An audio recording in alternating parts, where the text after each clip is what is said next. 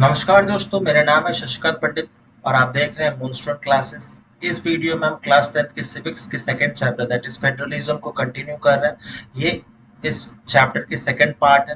First part में हमने federalism के बारे में समझा था, डिफरेंसेस समझे थे फेडरलिज्म और यूनिटरी गवर्नमेंट में सिस्टम में क्या होता है, फिर कौन कौन से कंट्रीज में फेडरलिज्म कौन कौन से कंट्रीज में प्रेजेंट है, फीचर्स पढ़े थे फेडरलिज्म के। फिर हमने बहुत सारे लिस्ट के बारे में पढ़ा था, union list, state list, concurrent list, फिर रेसिड्यूरी पावर्स। इन सबको हमने डील किया था फर्स्ट पार्ट में। तो अगर वो आपने नहीं देखा है तो वो प्लीज देख लीजिए, फिर इसको कंटिन्यू कीजिए, क्योंकि वो अगर नहीं देखेंगे तो इस चैप्टर को समझने में थोड़ी कठिनाई होगी। तो उस वीडियो को पहले देख लीजिए, फिर इस वीडियो को कंटिन्यू कीजिए। फर्स्ट पार्ट का जो लिंक है वो पिंड कमेंट में भी अटैच्ड है, साथ ही साथ में डिस्क्रिप्शन बॉक्स में भी मिल जाएगा आपको। ठीक है, तो इस वीडियो को अंत तक देखिए। इस वीडियो में हम इस चैप्टर को कंप्लीट करेंगे, और अगर वीडियो पसंद आए तो लाइक कीजिए, शेयर कीजिए, और चैनल पर नया है तो सब्सक्राइब जरूर कर लीजिए। तो चलिए शुरू करते हैं और इसको कंप्लीट करते हैं। कि सबसे पहले इस वीडियो में जो टॉपिक है वो federalism how is federalism practised. India के केस में क्या होता है। The real success of federalism in India can be attributed to the nature of democratic politics in our country. This ensured that the spirit of federalism, respect for diversity and desire for living together, जो मैं first part में discuss किया था, जिसमें हम लोग बोले थे mutual trust between the different levels of the government, और साथ ही साथ में जो डिजायर फॉर लिविंग टुगेदर, ये जो दो इंपॉर्टेंट स्तंभ है फेडरलिज्म के। अगर ये नहीं होता फिर, और साथ ही साथ में रिस्पेक्ट टू द डाइवर्सिटी, और शायद ही ऐसा कोई दूसरा कंट्री होगा इंडिया के डाइवर्सिटी के कंटेक्स्ट में। India is most diverse country in whole world. ठीक है, तो ये जो फीचर्स है ये बहुत इंपॉर्टेंट स्तंभ है। Mutual trust between the different levels of the government, साथ ही साथ में respect for the diversity and the desire for the living together became the shared ideals in our country। और इसीलिए इंडिया में फेडरलिज्म आज भी बहुत प्रेवलेंट है और आगे भी रहेगा। ठीक है, तो कुछ इसमें फीचर्स है बहुत इंपॉर्टेंट। सबसे पहला जो है वो लिंग्विस्टिक स्टेट्स के बारे में।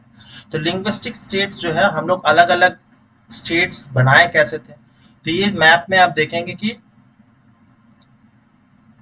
ये इंडिया का मैप है 1947 में, जब इंडिया आजाद हुआ था। और ये एट प्रेजेंट जो मैप है इंडिया का, तो उस समय क्या था, अलग अलग प्रिंसली स्टेट्स, अलग अलग प्रोविंसेस, प्रेसिडेंसीज में डिवाइडेड था इंडिया।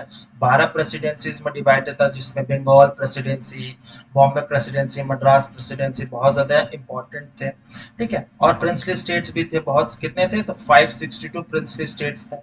लेकिन एट प्रेजेंट हम लोग देखा जाए तो हम लोग के पास कितना है, 28 स्टेट्स है, यूनियन टेरिटरीज है ना। तो हम लोग किस तरह से ये ट्रांसफॉर्म हुआ है, तो ये सबसे पहला जो आधार है वो है लिंग्विस्टिक स्टेट्स का। तो भाषा के आधार पर लिंग्विस्टिक स्टेट, अलग अलग स्टेट्स डिमांड किए गए। तो सबसे पहला स्टेट कौन बना था on the basis of linguistic state, तो वो था आंध्र प्रदेश। आंध्र प्रदेश, ठीक है। तो सबसे first state to being formed on the basis of linguistic state, तो वो था आंध्र प्रदेश। और ये क्यों किया गया, this was done to ensure that people who spoke the same language live in the same state. और ये इसलिए किया गया कि जो लोग सेम भाषा बोलते हैं, जिनका मातृभाषा सेम है, उनको एक ही स्टेट में रखा जाए, तो ज्यादा डिफरेंसेस, या क्योंकि उस समय इंडिया में बहुत ज्यादा कम्युनल वायलेंस होते रहते थे, तो इसीलिए इंडिया को उस समय इस ये करना बहुत ज्यादा जरूरी है। आज के टाइम में ना भी करा जाए तो ठीक है, लेकिन उस समय इंडिया नया नया फॉर्म ही हुआ था, तो उस समय ये करना बहुत ज्यादा जरूरी था। नहीं तो बहुत सारे communal violence on the basis of language होने लगे थे।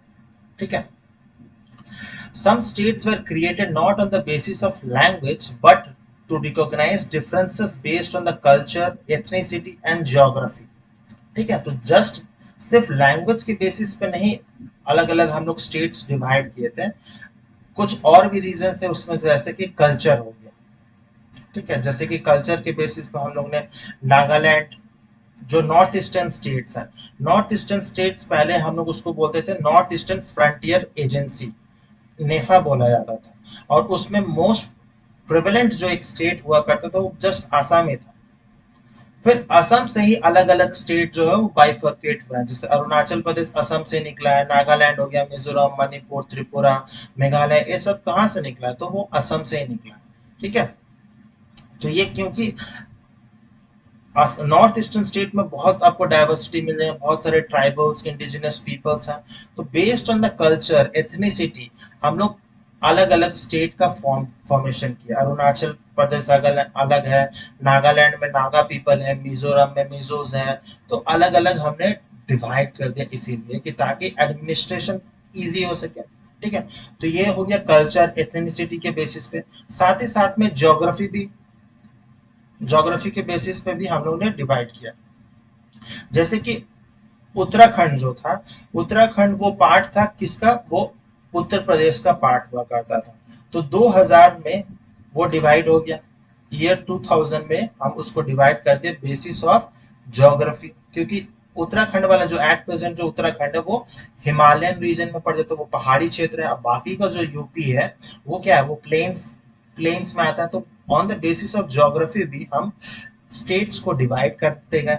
ठीक है, सिमिलरली झारखंड भी वही है। लैंग्वेज हो गया, एथनिसिटी, कल्चर के कारण, क्योंकि झारखंड में ट्राइबल्स पॉपुलेशन बहुत ज्यादा था, तो झारखंड किससे अलग हुआ था, तो झारखंड बिहार से अलग हुआ था। कब हुआ था, तो ये भी 2000 में ही हुआ था। तो झारखंड और उत्तराखंड दोनों ही 2000 में ही अलग अलग बनाए गए थे। साथ ही साथ में एट प्रेजेंट जो सबसे नया स्टेट गवर्नमेंट कौन सा फॉर्म हुआ है, तो वो है 2014 में। कौन सा, तो तेलंगाना। तेलंगाना किससे निकला, तो आंध्र प्रदेश से वो बाइफर्केट हुआ।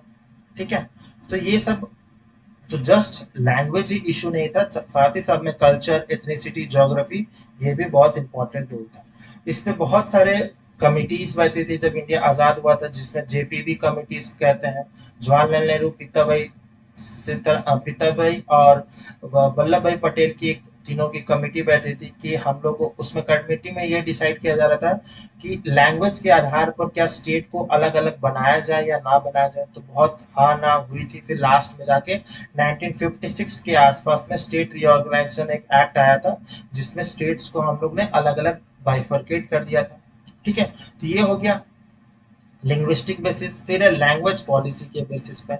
Our constitution did not give special status to national language to any one language। तो ये मिथ है। हम लोग बोलते हैं कि हिंदी हमारी राष्ट्रभाषा है या इंग्लिश हमारी राष्ट्रभाषा है, तो ऐसा कोई भी हमारा नेशनल पर्टिकुलर लैंग्वेज नहीं है। हमारे इंडिया का कोई भी नेशनल लैंग्वेज नहीं है, ना ही कोई नेशनल स्पोर्ट्स है। बहुत बहुत बहुत लोग बोलते हैं कि हॉकी हमारा नेशनल स्पोर्ट है, कबड्डी हमारा नेशनल स्पोर्ट है, तो ऐसा नहीं है। ना नेशनल स्पोर्ट्स है हमारा, ना ही नेशनल लैंग्वेज है। हमारा ऑफिशियल लैंग्वेज क्या है, तो वो है हिंदी एंड इंग्लिश। तो ये हिंदी एंड इंग्लिश जो है वो नेशनल लेवल पे ये दोनों ऑफिशियल लैंग्वेज है। फिर एक जो थर्ड लैंग्वेज आ जाता है जो स्टेट की लैंग्वेज होती है, तो स्टेट लैंग्वेज, जैसे कि आप तमिलनाडु में जाएंगे तो आप वहां पर तमिल बोला जाता है, apart from Hindi and English वहां पर तमिल होता है। साथ ही साथ में आप पंजाब में जाएंगे तो पंजाबी होता है, बिहार में जाएंगे तो हिंदी होता है, यूपी में जाएंगे वो हिंदी होता है जो स्टेट लैंग्वेज होता है, वेस्ट बंगाल में जाएंगे तो बंगाली हो जाएगा, महाराष्ट्र में मराठी हो जाएगा। तो हर स्टेट के अलग अलग थर्ड लैंग्वेज या स्टेट लैंग्वेज होती है। इसीलिए आप जहाँ पे भी गवर्नमेंट ऑफिस देखेंगे, रेलवे स्टेशन देखेंगे, वहां पर तीनों ही भाषा में नाम लिखा जाता है। ठीक है, तो हिंदी, इंग्लिश और जो स्टेट लैंग्वेज होती है। ठीक है, जैसे जिस केस में, जैसे फॉर एग्जांपल बिहार ले लिया जाए, तो बिहार में भी कौन से तीन भाषा में लिखा जाता है, तो हिंदी, इंग्लिश और एक होती है उर्दू। तो उर्दू में भी लिखा जाता है बिहार के केस में। और वेस्ट बंगाल लिया जाए तो वेस्ट बंगाल में कौन तीन भाषा है, तो बंगाली, इंग्लिश एंड हिंदी। हिंदी और इंग्लिश क्योंकि ये दोनों ऑफिशियल लैंग्वेज है, ये तो इंक्लूड करना ही होगा। और साथ ही साथ में जो बंगाल की जो भाषा है बंगाली, उसे भी इंक्लूड किया जाता है। ठीक है, तो कोई नेशनल लैंग्वेज नहीं है हमारा। Hindi and English is our official language, but Hindi is the mother tongue of only about 40% of the Indians. ठीक है, तो सिर्फ 40% के आसपास जो पॉपुलेशन है उनकी मदर टंग जो मातृभाषा है वो हिंदी है। रेस्ट 60% जो है वो अलग अलग भाषा है, तो मराठी, तमिल, बंगाली, उड़िया, ये सब अलग अलग भाषा आ जाती है। ठीक है। तो हम, क्योंकि ये मेजोरिटी क्रॉस नहीं करता ना, अगर 51% से ज्यादा अगर पॉपुलेशन होती जो हिंदी बोला जाता, तब हम उसको लागू कर सकते थे हिंदी को एज ए नेशनल लैंग्वेज, लेकिन ऐसा नहीं है, इसीलिए हमारा कोई ऑफिशियल लैंग्वेज नहीं है। Therefore there were many safeguards to protect other languages, ठीक है। इसीलिए बहुत अलग अलग लैंग्वेजेस को, जिसको हम लोग शेड्यूल लैंग्वेज कहते हैं, उसको प्रोटेक्ट करने के लिए कॉन्स्टिट्यूशन में प्रावधान रखे गए, प्रोविजंस रखे गए। एक पर्टिकुलर शेड्यूल है, 8 शेड्यूल जिसको बोला जाता है, 8 शेड्यूल, उसमें ऑफिशियल लैंग्वेज के बारे में बात की गई है, जिसमें कितने आते हैं, तो 22 लैंग्वेजेस को हम लोग उसमें schedule languages by the constitution कहते हैं। तो 21 तो हो गए, और एक जो होता है वो हिंदी होता है, ठीक है। तो हिंदी प्लस 21 जो अदर लैंग्वेजेस है, मतलब कितने हुए, 22 लैंग्वेजेस को हम लोग schedule language by the constitution कहते हैं, ठीक है। तो ये प्रोटेक्ट करने के लिए है। फिर states to have their own official languages, जैसे मैंने बताया हर स्टेट की अलग अलग ऑफिशियल लैंग्वेज होती है। Much of the government works takes place in the official language of the concern state, ठीक है। जैसे आप यूपी, बिहार, झारखंड में जाएंगे, तो वहां पर जो स्टेट की भाषा क्या है, ऑफिशियल लैंग्वेज, वो हिंदी है। तो हिंदी हो गया, राजस्थान हो गया, हरियाणा हो गया, वहां पर हिंदी ही में काम होता है, जितना भी गवर्नमेंट से रिलेटेड काम होगा वो हिंदी में होगा। लेकिन आप बंगाल में जाएंगे तो बंगाली में होगा, उड़ीसा में जाएंगे तो उड़िया में होगा, तमिलनाडु में जाएंगे तो तमिल में होगा, ठीक है। तो स्टेट के अलग अलग होती है languages, official language. According to the constitution, the use of English for official purpose was to stop by 1965, ठीक है। तो कॉन्स्टिट्यूशन में जो है, क्योंकि 40% के आसपास जो थी वो हिंदी पॉपुलेशन थी, रेस्ट अलग अलग भाषा बोलते थे, तो इंग्लिश को भी ऑफिशियल लैंग्वेज बनाया गया, और उसमें लिखा गया था कॉन्स्टिट्यूशन में कि 1965 तक ही इंग्लिश को हम लोग ऑफिशियल लैंग्वेज मानेंगे, फिर हम लोग उसको देखेंगे कि उसको ऑफिशियल लैंग्वेज रहना चाहिए या नहीं रहना चाहिए, ठीक है। तो उस समय जो प्रेजेंट गवर्नमेंट थी उसने बहुत कोशिश किया कि हम लोग इंग्लिश को एज ऑफिशियल लैंग्वेज ना रखे। तो उसके खिलाफ में बहुत सारे प्रोटेस्ट होने लगे, मेनली सदर्न स्टेट में, तमिलनाडु, कर्नाटक, आंध्र प्रदेश में बहुत सारे दंगे फसाद होने लगे, ठीक है। Many non Hindi speaking states demanded the use of English to continue, तो ये चाहते थे, ऐसे स्टेट चाहते थे कि इंग्लिश कंटिन्यू रहे, हिंदी ऑफिशियल लैंग्वेज रहे, साथ ही साथ में इंग्लिश भी रहे। तो इन तमिलनाडु दिस मूवमेंट टू के वायलेंट फॉर्म, और तमिलनाडु में स्पेशली बहुत ज्यादा ये वायलेंट फॉर्म ले लेता है, ये जो प्रोटेस्ट होते हैं। The central government responded by agreeing to continue the use of English along with Hindi for official purpose. तब जाके इंग्लिश और हिंदी को हम लोग ऑफिशियल पर्पस के लिए हम लोग उसको यूज करते हैं। लेकिन promotion of Hindi continues to be the official policy of the government of India, ठीक है। प्रमोशन ऑफ हिंदी वो ऑफिशियल पॉलिसी है गवर्नमेंट ऑफ इंडिया का, कि हिंदी को प्रमोट करना होगा। अब हिंदी का प्रमोट करने का मतलब ये नहीं है कि central government will impose Hindi on states where people speak a different language. इसका प्रमोशन का मतलब ये नहीं है कि हम स्टेट गवर्नमेंट, तमिलनाडु की जो स्टेट गवर्नमेंट है उसकी ऑफिशियल लैंग्वेज तमिल से हटाकर उसको हिंदी बना दिया गया, या फिर आंध्र प्रदेश में तेलुगु से हटाकर हम उसको हिंदी कर दिया गया। तो ऐसा प्रमोशन नहीं किया जा सकता। प्रमोशन हम लोग ये कर सकते हैं कि जितना भी ऑफिशियल काम है उसको हम हिंदी में देंगे, या भाषण जो भी होगा, जैसे एट प्रेजेंट मोदी गवर्नमेंट वो हिंदी को बहुत ज्यादा प्रमोट करती है। लेकिन जो उससे पहली गवर्नमेंट थी, यूपीए गवर्नमेंट, उसमें मनमोहन सिंह जी मेनली इंग्लिश में ज्यादा फोकस करते थे, कोई स्पीच देते थे तो इंग्लिश में होता था। लेकिन मोदी जी का भाषण देखेंगे तो मैक्सिमम वो हिंदी को ही प्रमोट करते हुए नजर आते हैं। तो ये प्रमोशन, ये ऑफिशियली ये कॉन्स्टिट्यूशन में लिखा गया कि हिंदी को प्रमोट किया जाए, ठीक है, ताकि उसको एक दिन, हम लोग का एक अल्टीमेट गोल है कि पूरे इंडिया का एक ऑफिशियल, एक नेशनल लैंग्वेज हो जो कि हिंदी हो, ठीक है। लेकिन ये होना मुझे नहीं लगता पॉसिबल है, क्योंकि बहुत सारे जैसे तमिलनाडु में हो तो पूरे अलग अलग स्टेट्स में ऐसे होने लगेंगे किससे, ठीक है। फिर है centre and state relation. The central government would often misuse the constitution to dismiss the state government that were controlled by the rival parties that undermine the spirit of federalism. तो जब इंडिया जब आजाद हुआ था ना, तो उस समय central government बहुत ज्यादा पावरफुल हुआ करते थे, और जो स्टेट गवर्नमेंट होती थी, अगर सेंट्रल गवर्नमेंट में अगर लेट सपोज कांग्रेस का रूल है, तो स्टेट गवर्नमेंट में भी हर स्टेट गवर्नमेंट में कांग्रेस का ही रूल होता था, कोई ऑपोजिशन पार्टी हुआ ही नहीं करता था। और अगर कोई ऑपोजिशन पार्टी होता भी था, तो उसको दबा दिया जाता था, उसको राइज करने ही नहीं दिया जाता था, राइवल पार्टीज जो थी उसको आने ही नहीं दिया जाता था। इसीलिए जैसे कि 1975 के टाइम पर जब प्रेसिडेंट ये इमरजेंसी लागू हुआ था, उस समय इंदिरा गांधी ने इमरजेंसी लागू किया था, तो बहुत सारे जो रीजनल पार्टीज थे, राइवल पार्टीज थे, वो बहुत ज्यादा इससे नाखुश थे।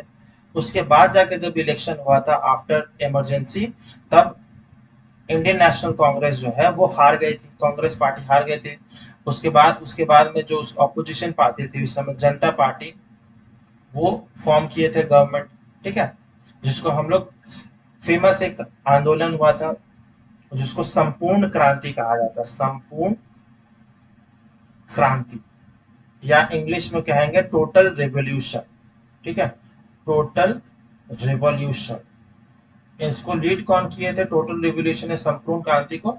तो जेपी नारायण, जयप्रकाश नारायण, जो बिहार के एक सोशलिस्ट लीडर थे, उन्होंने लीड किया था। और तब जाके जनता पार्टी जो राइवल पार्टी थी, वो गवर्नमेंट फॉर्म किए थे। तो उस समय अर्ली टाइम्स में बहुत ज्यादा सेंट्रल गवर्नमेंट अपना पावर मिसयूज करती थी, लेकिन ये धीरे धीरे चेंज होने लगा आफ्टर 1990, जब एलपीजी रिफॉर्म्स होने लगे, लिबरलाइजेशन, प्राइवेटाइजेशन, ग्लोबलाइजेशन होने लगा, तो धीरे धीरे चेंजेस आने लगे। This period saw the rise of regional political parties in the many states of the country. फिर धीरे धीरे अलग अलग रीजनल पार्टी से अलग अलग राइज होने लगे, जैसे जिसको हम लोग स्टेट पार्टीज कहते हैं या रीजनल पार्टीज कहते हैं, जैसे कि बिहार में है जनता दल यूनाइटेड, यूपी में है बीएसपी है, बहुजन समाज पार्टी, सपा है, समाजवादी पार्टी। तो हर स्टेट का अलग अलग है, शिवसेना है महाराष्ट्र में, एनसीपी है, ये सब रीजनल पार्टीज जो है वो उनका धीरे धीरे राइज होने लगा। This was also the beginning of the coalition government at the centre, era coalition government. Coalition government को हिंदी में क्या कहते हैं? कोलिशन गवर्नमेंट को कहते हैं गठबंधन सरकार, ठीक है।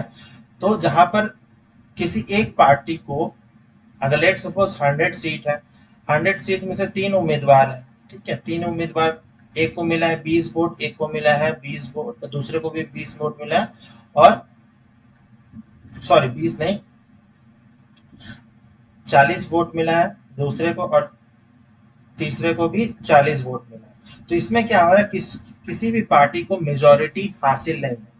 तो मेजोरिटी हासिल करने के लिए किसी दो पार्टी को इकट्ठा होना पड़ेगा, या फिर ये 40-40 को इकट्ठा होना पड़ेगा, या 20-40 को, तब जाके मेजोरिटी का जो मार्क है, 50 से ज्यादा जो सीट्स है वो मिलेंगे, तभी जाके गवर्नमेंट फॉर्म होगा, ठीक है। तो वैसे गवर्नमेंट को जहां पर एक पार्टी नहीं, एक से अधिक पार्टी सरकार चलाती है, उसको हम लोग कोलिशन गवर्नमेंट या गठबंधन सरकार बोलते हैं। और महागठबंधन कब बोलते हैं? जब दो या दो से भी अधिक अलग अलग पार्टीज मिलकर काम करती है, तब हम लोग कहते हैं महागठबंधन। अगर दो पार्टी है तो उसको गठबंधन बोलते हैं, जैसे कि महाराष्ट्र में एट प्रेजेंट है एकनाथ शिंदे और बीजेपी गवर्नमेंट का कोलिशन गवर्नमेंट चल रहा है, ठीक है।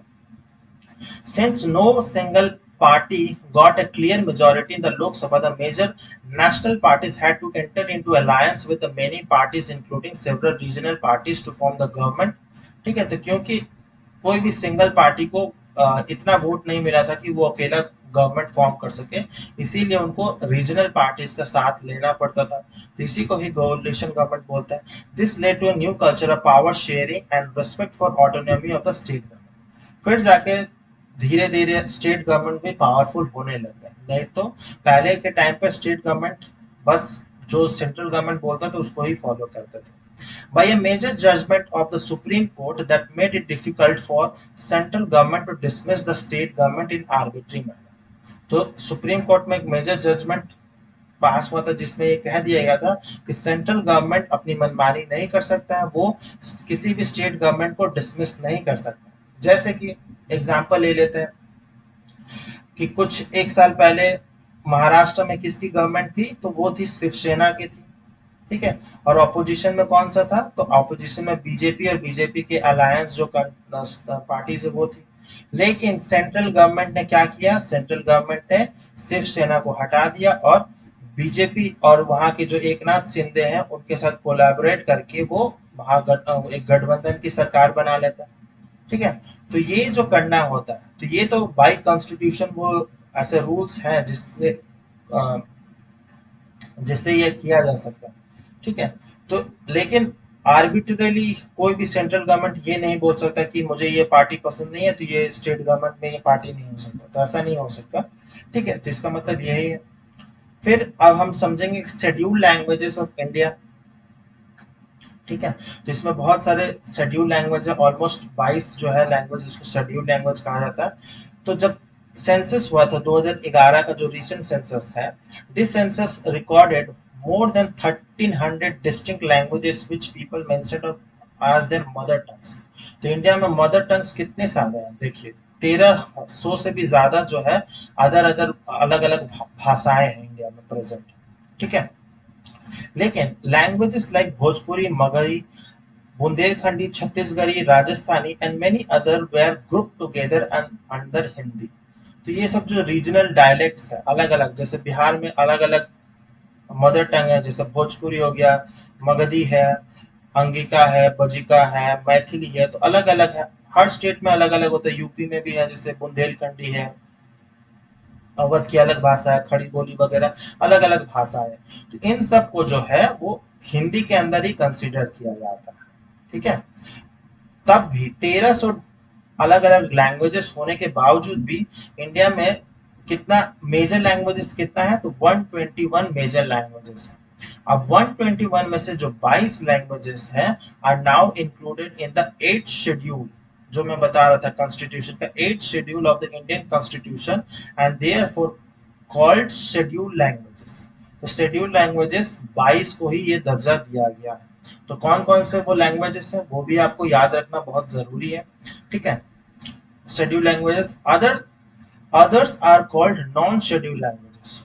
तो 121 में से जो 22 भाषाएं हैं उनको तो शेड्यूल लैंग्वेज का दर्जा मिल गया, लेकिन जो बच गए 99 जो भाषाएं हैं उनको हम लोग नॉन शेड्यूल लैंग्वेजेस कहते हैं। In terms of language India is perhaps the most diverse country in the world. ठीक है। तो लैंग्वेज के कंटेक्स्ट में हो या किसी भी कंटेक्स्ट में, डाइवर्सिटी इंडिया में सबसे ज्यादा। तो शेड्यूल लैंग्वेजेस कौन कौन कौन सी है, तो आसमीज है। अब पॉपुलेशन कितने हैं उनके बोलने वाले, तो 1.26। बंगाली 8.03%, तो ये बहुत हाई परसेंटेज में। बोडो है। ठीक है। डोगरी है, जो जम्मू जम्मू में मेनली बोला जाता है। बोडो जो है वो आसाम में बोला जाता है। गुजराती गुजरात में। हिंदी कितना है, ऑलमोस्ट 43.63% है। कन्नड़, कन्नड़ जो है वो कहाँ की है, कर्नाटक की है। कश्मीरी, कश्मीर की। कोंकणी, कोंकण रीजन मतलब वो कौन सा है, वो महाराष्ट्र के आसपास, महाराष्ट्र और गोवा के आसपास है। मैथिली जो बिहार की शेड्यूल लैंग्वेज में 1.12% है। मलयालम, मलयालम कहाँ की है, केरल की है। मणिपुरी, मणिपुर। मराठी गुजरात महाराष्ट्र। नेपाली, नेपाली भी है जो वो शेड्यूल लैंग्वेजेस है। ओडिया ओडिशा की है। पंजाबी ऑब्वियसली पंजाब। संस्कृत, संस्कृत की जो पॉपुलेशन है वो एन से डिनोट किया गया है। इसका मतलब है कि इसका पॉपुलेशन बहुत अधिक नहीं इंडिया में। संस्कृत बोलने वाले जो पॉपुलेशन है वो बहुत ज्यादा नहीं है। अब बोलने का मतलब ये नहीं है कि कोई एक दो श्लोक याद करके कोई बोल दिया, जिसको बोलना और लिखना दोनों आता है, तभी हम कहेंगे ना कि संस्कृत के वो पढ़े लिखे हैं। तो उस वैसी पॉपुलेशन इंडिया में बहुत कम है, इसीलिए वो एन से डिनोट किया गया। फिर संताली, संताली जो है वो ट्राइबल लैंग्वेज है, जो हमारी प्रेसिडेंट एट प्रेजेंट जो द्रौपदी मुर्मू है वो उनकी भाषा है। फिर सिंधी, गुजरात महाराष्ट्र में ये सब ज्यादा बोले जाते हैं। तमिल, तमिल की है तमिलनाडु, तेलुगु आंध्र प्रदेश और हैदराबाद के, साथ ही साथ में उर्दू। तो ये सब लैंग्वेजेस जो होगा शेड्यूल लैंग्वेजेस है, बाकी जो होगा वो नॉन शेड्यूल है। तो 22 जो है हमारी शेड्यूल लैंग्वेजेस है। ठीक है। फिर अब बहुत इंपॉर्टेंट टॉपिक आ जाता है डिसेंट्रलाइजेशन इन इंडिया। तो मैंने पहले ही बताया था डिसेंट्रलाइजेशन का मतलब कि पावर जो है वो अलग अलग लेवल्स ऑफ गवर्नमेंट में बटे हुए हैं, एक के पास पावर नहीं है। पावर को हम लोग अलग अलग लेवल ऑफ गवर्नमेंट में बांट दे रहे हैं, जैसे कि हम लोग नेशनल गवर्नमेंट में पावर बांटते हैं, कुछ पावर स्टेट गवर्नमेंट में और लोकल गवर्नमेंट में, ठीक है। तो a vast country like India cannot be run only through these two levels or two tiers. तो इनिशियली इंडिया जब आजाद हुआ था तो सिर्फ दो ही गवर्नमेंट थे ना, सेंट्रल और स्टेट। तो दो लेवल से पॉसिबल नहीं था पूरे इंडिया को इतना बड़े कंट्री को संभालना, एडमिनिस्टर करना। तो states in India are as large as independent countries of Europe. तो कुछ स्टेट ऐसे हैं, जैसे कि पॉपुलेशन के कंटेक्स्ट में देखा जाए, Uttar Pradesh is bigger than Russia population के रेस्पेक्ट में। रशिया का पॉपुलेशन कितना है, 14 से 15 करोड़ के आसपास। उत्तर प्रदेश का 21-22 करोड़ के आसपास है, तो उससे ज्यादा पॉपुलेशन है। Maharashtra is about as big as Germany. Germany का जितना क्षेत्रफल है, एरिया है, उससे ज्यादा महाराष्ट्र का है। हरियाणा या पंजाब का पॉपुलेशन जो है वो ऑस्ट्रेलिया से भी ज्यादा है। तो ऐसे कंट्रीज है, इंडिया बहुत वास्ट है, बहुत। हमारा एरिया उतना ना हो लेकिन पॉपुलेशन तो बहुत ज्यादा है ना, 1.4 बिलियन से भी ज्यादा पॉपुलेशन। तो मैं इतने लोगों को संभालना, उतना पॉपुलेशन तो पूरे यूरोप में नहीं होगा। तो इसीलिए वैसे संभालना बहुत ज्यादा मुश्किल हो रहा था सेंट्रल और स्टेट गवर्नमेंट को, इसीलिए तीसरे लेवल ऑफ गवर्नमेंट की बहुत ज्यादा सख्त जरूरत थी। There is thus a need of power sharing within the states. Federal power sharing in India needs another tier of government below the state government.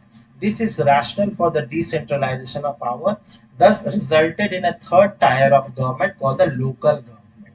ठीक है, तो फिर इसी कारण से तीसरा लेवल ऑफ गवर्नमेंट आता है, जिसको हम लोग लोकल गवर्नमेंट भी बोलते हैं। अब रूरल एरियाज में उसको हम लोग पंचायती राज सिस्टम बोलते हैं, पंचायती सिस्टम बोलते हैं, ठीक है। और अर्बन एरियाज में म्यूनिसिपैलिटीज बोलते हैं, ठीक है। और डिसेंट्रलाइजेशन मतलब when power is taken away from the central and the state governments and given to the local government is called decentralisation, ठीक है। ये डेफिनेशन है सेंट्रल डिसेंट्रलाइजेशन का। The basic idea behind the decentralization is there is a large number of problems and issues which are best settled at the local levels, ठीक है। हर local level पे अलग अलग भाषाएं हैं, वो एसेंट अलग अलग है, बोली अलग है, प्रॉब्लम्स अलग अलग है, ज्योग्राफी अलग है। तो पूरे नेशनल गवर्नमेंट या स्टेट गवर्नमेंट को सॉल्व करने में बहुत ज्यादा दिक्कत हो सकती है। जैसे अगर वेस्ट बंगाल ले लिया जाए तो वेस्ट बंगाल में हिमालयन एरियाज भी है, प्लेन एरियाज भी है, साथ ही साथ में कोस्टल एरियाज भी है।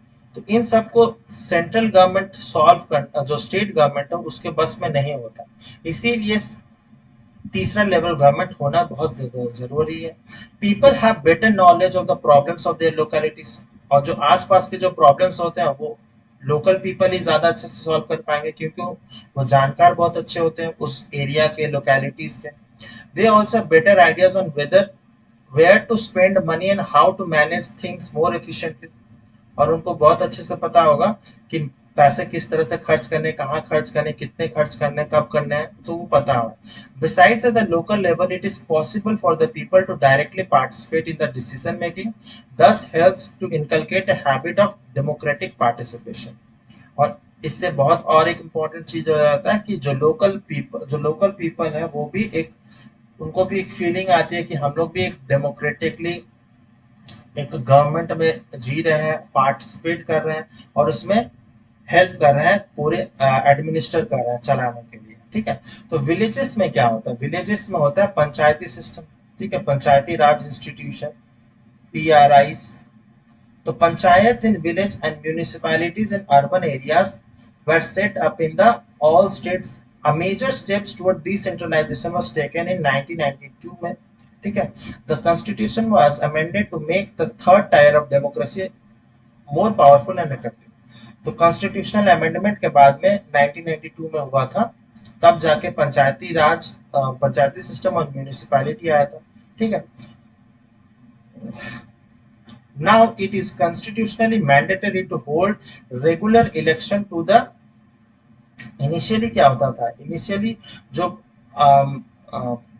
लोकल गवर्नमेंट थी, लोकल गवर्नमेंट उस समय बहुत ज्यादा अच्छे से फंक्शन नहीं करती थी, उसमें इलेक्शंस नहीं होते थे, बहुत सारे करप्शंस होते थे और पावर जो था वो सेंट्रलाइज्ड ही था कुछ हद तक। लेकिन धीरे धीरे जब ये अमेंडमेंट हो गया 1992 में और इसको एक कॉन्स्टिट्यूशनल ऑथोरिटी मिल गया, कॉन्स्टिट्यूशनल गारंटी मिल गया पंचायत को और म्यूनिसिपैलिटीज को, तब बहुत सारे चेंजेस आने लग गए। जैसे कि now it is constitutionally mandatory to hold regular election to local government bodies, जिसको पंचायत इलेक्शन बोलते हैं या म्यूनिसिपैलिटीज इलेक्शन बोलते हैं, जो हर साल, हर 5 साल में होना ही होना। जैसे एट प्रेजेंट बंगाल में चल रहा है बंगाल पंचायत इलेक्शन, और बहुत ज्यादा वहां पर प्रॉब्लम्स भी हो रहे हैं, न्यूज में तो ये सब आता ही है। फिर इसमें क्या होता है, seats are reserved in the elected bodies and executive heads of their institutions for scheduled caste, scheduled tribes and other backward classes. तो सीट्स रिजर्व्ड है शेड्यूल्ड कास्ट के लिए, एससीज, एसटीज एंड ओबीसीज के लिए जो है वो सीट रिजर्व किया गया है। ठीक है, रिजर्वेशन ऑफ सीट्स है। फिर चेंजेस क्या क्या है, at least 1/3 of the all position are reserved for women. तो वीमेन के लिए भी 1/3 सीट्स जो है वो रिजर्व की गई है। कुछ स्टेट जैसे बिहार हो गया, वहां पर 50% रिजर्वेशन, 1/3 मतलब 33%, लेकिन बिहार या कुछ अलग स्टेट्स में 50% रिजर्वेशन है वीमेन्स के लिए, उनकी सीट्स रिजर्व होती है। फिर चेंजेस क्या हुआ, an independent institution called state election commission, जिसको हम लोग कहते हैं SEC, has been created in each state to conduct panchayat and municipal election। तो पंचायत और म्यूनिसिपल इलेक्शन जो 5 साल बाद रेगुलरली होता है, उसको कौन कंडक्ट कराता है, तो स्टेट इलेक्शन कमीशन वो उसको कंडक्ट कराता है। ठीक है, लेकिन जैसे कि लोकसभा राज्यसभा का जब इलेक्शन होता है, तो उस केस में इलेक्शन कौन कंडक्ट कराता है, तो इलेक्शन कमीशन ऑफ इंडिया, जो नेशनल लेवल पे होता है। अब स्टेट इलेक्शन कमीशन जो है वो हर स्टेट का अलग अलग होता है। ठीक है, तो वो देखभाल करता है पंचायत और म्यूनिसिपल इलेक्शन अलग अलग स्टेट्स में। ठीक है, the state government are required to share some powers and revenue with the local government bodies. The nature of the sharing varies from state to state.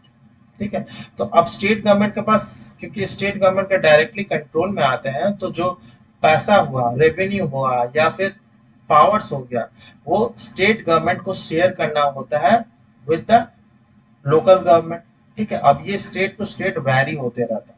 ठीक है, तो ये जो है फ्लेक्सिबिलिटी है, हर स्टेट में वो चेंजेस ला सकता है। जैसे रिजर्वेशन ऑफ सीट्स हो गया, कितना कोटा रखना है या नहीं रखना है, या कब इलेक्शन कंडक्ट कराना है। हर स्टेट में अलग अलग टाइम पे इलेक्शन होता है, जब पंचायत और म्यूनिसिपल इलेक्शन होता है। लेकिन जब नेशनल लेवल पर जब लोकसभा का इलेक्शन होता है, तो इकट्ठे होता है, पूरे कंट्री में एक ही बार में होता है। ठीक है, तो ये वैरी करता है। तो ये बहुत अच्छे प्रावधान है लोकल गवर्नमेंट को और मजबूत करने के लिए। ठीक है, फिर रूरल, अब आ जाता है rural local government is popularly known as panchayati raj. ठीक है, each village or a group of village in some states have gram panchayat. सबसे लोअर पोजीशन पे क्या होता है, सबसे लोअर पोजीशन में होता है ग्राम पंचायत। ऑब्वियसली आप लोग अगर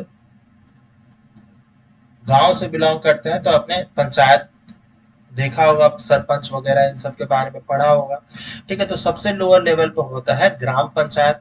तो वो हर ग्राम के लिए, हर विलेज के लिए अलग अलग पंचायत होते हैं। ठीक है, और इस पंचायत में क्या बोलते हैं, इंग्लिश में इसको बोलते हैं, this is a council consisting of several ward members often called as panch. जो मेंबर्स होते हैं उनको पंच कहा जाता है, एंड जो उनके प्रेसिडेंट होते हैं उनको हम लोग सरपंच कहते हैं, जो हेड होते हैं।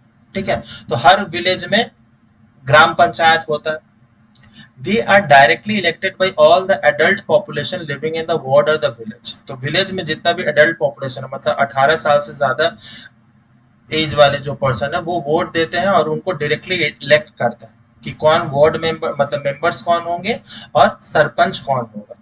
ठीक है, it is decision making body for the entire village. और उस विलेज के लिए, एक विलेज के लिए सारा डिसीजन यही लोग देखभाल करेंगे कि रोड कहाँ बनाना है, इरिगेशन फैसिलिटीज कैसे देना है, मेला कब लगना है उस गांव में, ये सब सारा जो अथॉरिटी है वो ग्राम पंचायत के पास रहता है। The panchayat works under the overall supervision of the gram sabha. Gram सभा की निगरानी में काम होता है। तो all the voters in the village are its member. Gram sabha के मेंबर्स कौन है, सारे ही जो एडल्ट पॉपुलेशन है विलेज के, वो है members. It has to meet at least, और ग्राम सभा जो है, सॉरी ग्राम पंचायत जो है, it has to meet at least twice or thrice in a year. At least जो है वो 2 बार या 3 बार एक साल में मिलना तय है। To approve the annual budget, उस गांव के लिए एनुअल बजट कितना होगा of the gram panchayat, and to review the performance of the gram panchayat, तो रिव्यू करने के लिए और साथ ही साथ में कितना बजट होगा और कौन से काम के लिए कितना बजट एलोकेट किया जाएगा, इसके लिए 2 से 3 बार मीटिंग एक साल के अंदर होना बहुत जरूरी है। ठीक है, तो ये सब कुछ था ग्राम पंचायत के लिए, जो सबसे बेसिक लेवल पे होता है, जो हर गांव में प्रेजेंट होता है। ठीक है, हम रूरल लोकल गवर्नमेंट के बारे में बात कर रहे हैं, अर्बन के बारे में नहीं कर रहे। ठीक है, फिर ग्राम पंचायत के बाद ऊपर वाला, उसके ऊपर वाला सिस्टम कौन आ जाता है, तो वो आता है a few gram panchayats are grouped together to form what is usually called as panchayat समिति और ब्लॉक और मंडल। ठीक है, तो कुछ विलेजेस जो है जैसे कि A B C D, ये सब विलेजेस है, अलग अलग विलेजेस है, तो ये सब विलेजेस इकट्ठा होकर एक पंचायत समिति बनाते हैं। ए विलेज, बी और सी बनाते हैं। ए का अलग अलग ग्राम पंचायत, ए का अलग ग्राम पंचायत, बी का अलग है, सी का अलग है, डी का अलग है, और ये सब मिलकर काम करे तो उसको हम लोग कहते हैं पंचायत समिति। बहुत बार पंचायत समिति भी बोला जाता है, ब्लॉक भी बोला जाता है। ये स्टेट टू स्टेट वैरी होता है नाम जो है, कहीं पर ब्लॉक बोला जाता है, कोई स्टेट में कोई मंडल बोला जाता है। ठीक है, मंडल अनुमंडल भी बोला जाता है। तो ये होता है, इसको हम लोग बोलते हैं पंचायत समिति या ब्लॉक। ब्लॉक लेवल गवर्नमेंट होता है। सबसे पहला लोअर लेवल पे क्या था, ग्राम लेवल, ग्राम पंचायत। उसके बाद सेकंड लेवल पे आया था पंचायत समिति या फिर block level. The members of this representative body are elected by all the panchayat members of the area. ठीक है, तो जो भी पंचायत मेंबर्स है वही सब उसमें इलेक्शन होता है उनके बीच में, और वो फिर पंचायत समिति या ब्लॉक के जो हेड होते हैं, जिनको बोलते हैं ब्लॉक डेवलपमेंट ऑफिसर वगैरह, ये सब जो होते हैं वो चूज किया जाता है। पंचायत समिति के प्रेसिडेंट चूज किया जाता है। तो ये सेकंड लेवल हो गया। फिर तीसरा जो लेवल है, ऑल द पंचायत समितिज और mandals of the block in A district together constitute the Zila परिषद। ठीक है, फिर जो अलग अलग जिला पंचायत समिति जो है, एक पंचायत समिति, दूसरा पंचायत समिति, तीसरा पंचायत समिति, ये सब मिलाकर बनता है डिस्ट्रिक्ट या जिला परिषद जिसको बोलते हैं, जो एक डिस्ट्रिक्ट के लिए होता है। ठीक है, तो एक डिस्ट्रिक्ट में सिर्फ एक ही होगा, लेकिन एक डिस्ट्रिक्ट के अंदर में बहुत सारे ब्लॉक्स हो सकते हैं और बहुत सारे उससे भी अधिक ग्राम पंचायत होंगे। ठीक है, तो सबसे लोअर लेवल क्या है, ग्राम पंचायत, सेकंड में है पंचायत समिति या ब्लॉक या मंडल, तीसरा में है जिला परिषद या district Parishad. Most of the members of the Zila Parishad are elected members of the Lok Sabha and MLAs of the district, and some other members of the of other district level bodies is also the members। ठीक है, लोक सभा और MLAs के भी उसमें member होते हैं, ऑफिशियल्स मेंबर होते हैं। जिला परिषद chairperson is the political head of the Zila परिषद। ठीक है, तो जिला परिषद जो चेयरपर्सन होंगे वो पॉलिटिकल हेड होते हैं, वो चाहे MLA हो, MP हो, तो वो हेड होंगे।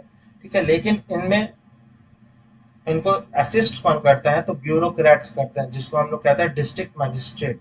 IAS ऑफिसर जो होता है वो असिस्ट करते हैं, और उनको कहा जाता है, बेसिकली वो होते हैं चीफ एग्जीक्यूटिव ऑफिसर, और ये नॉन पॉलिटिकल बैकग्राउंड के होते हैं। ठीक है, ये जॉब करते हैं, और ये जो पॉलिटिकल हेड है, चेयरपर्सन जो है, वो पॉलिटिकल हेड होता है। ठीक है, नॉन पॉलिटिकल हेड कौन होता है, तो डिस्ट्रिक्ट मजिस्ट्रेट होता है, DM होता है, या डिस्ट्रिक्ट कलेक्टर बोलते हैं।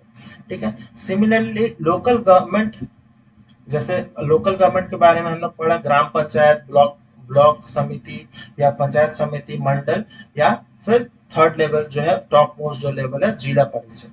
ठीक है, तो इस ग्राम पंचायत में क्या हो रहा था, सॉरी, रूरल एरियाज में क्या होता है, बहुत सारे अलग अलग ग्राम पंचायत है। ठीक है, ग्राम पंचायत मान लेते हैं, ग्राम पंचायत 1 2 3 4 ऐसे कर करके सोचे 20 तक ग्राम है, अलग अलग गांव ग्राम है। फिर ग्राम पंचायत के लेवल के ऊपर आ जाता है हमारा पंचायत समिति या फिर ब्लॉक कह देते हैं, ब्लॉक या मंडल कुछ भी कर लीजिए।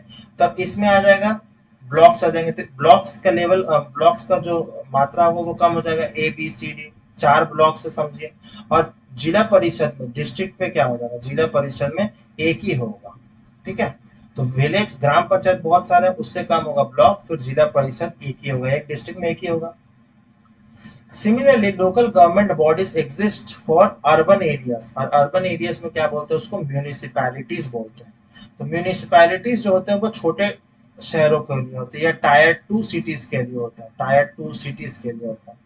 तो वहां पर म्यूनिसिपैलिटीज होती है, जो बिग सिटीज होता है, बड़े जो मेट्रोपॉलिटन सिटीज, जैसे दिल्ली हो गया, कोलकाता हो गया, बॉम्बे हो गया, चेन्नई हो गया, बेंगलुरु, हैदराबाद, इन सब के कौन कंस्टिट्यूट होता है, उनका लोकल गवर्नमेंट क्या होता है, तो वो होता है म्यूनिसिपल कॉर्पोरेशन। ठीक है, तो छोटे टाउन्स के लिए होता है म्यूनिसिपैलिटीज, और बड़े सिटीज के लिए होता है, या मेट्रो सिटीज के लिए होता है municipal corporation. Both municipalities and municipal corporation are controlled by the elected bodies consisting of people's representative। इसमें भी सेम इलेक्शन होता है, 5 साल में इलेक्शन होता है, और हर सिटीज जो होता है, एक डिस्ट्रिक्ट जो होता है वो अलग अलग बटा होता है, फिर वो अलग अलग वार्ड्स में डिवाइडेड होता है। ठीक है, हर सिटी जो अलग अलग वार्ड्स में डिवाइडेड होता है, तो उसमें इलेक्शन होते हैं, और इलेक्शन से चूज किया जाता है कि हेड कौन होगा। ठीक है, रिप्रेजेंट कौन करेगा। तो municipal chairperson is the political head of the municipality. In A municipal corporation such officer is called mayor, और उसको हम लोग क्या कहते हैं, मेयर कहते हैं। जो पॉलिटिकल हेड होते हैं म्यूनिसिपैलिटीज के या म्यूनिसिपल कॉर्पोरेशन को, उसको हम लोग कहते हैं मेयर। ठीक है, तो इसका इलेक्शन होता है, तो जैसे रूरल गवर्नमेंट में होता है, रूरल लोकल गवर्नमेंट में, उसी तरह से अर्बन लोकल गवर्नमेंट में भी होता है। ठीक है, तो इस चैप्टर में यही था। लास्ट में ये कहना चाहूंगा कि फेडरलिज्म जो है वो बहुत ज्यादा इम्पोर्टेंट है इंडिया के लिए, इंडिया की यूनिटी डाइवर्सिटी के लिए बहुत ज्यादा इम्पोर्टेंट है, इसको मेंटेन रखना बहुत ज्यादा जरूरी है। उम्मीद करता हूँ इस वीडियो से बहुत कुछ सीखने समझने मिला होगा। अगर वीडियो अच्छा लगा है तो लाइक कीजिए, शेयर कीजिए, कमेंट कीजिए कि कैसा लगा है, वीडियो अच्छा लगा है, बुरा लगा हो, और चैनल पर नए थे तो सब्सक्राइब जरूर कर लीजिए। अगर आप मुझसे कांटेक्ट करना चाहें तो इंस्टाग्राम पे कर सकते हैं। मिलते हैं नेक्स्ट वीडियो में, टिल देन बाय बाय, जय हिंद।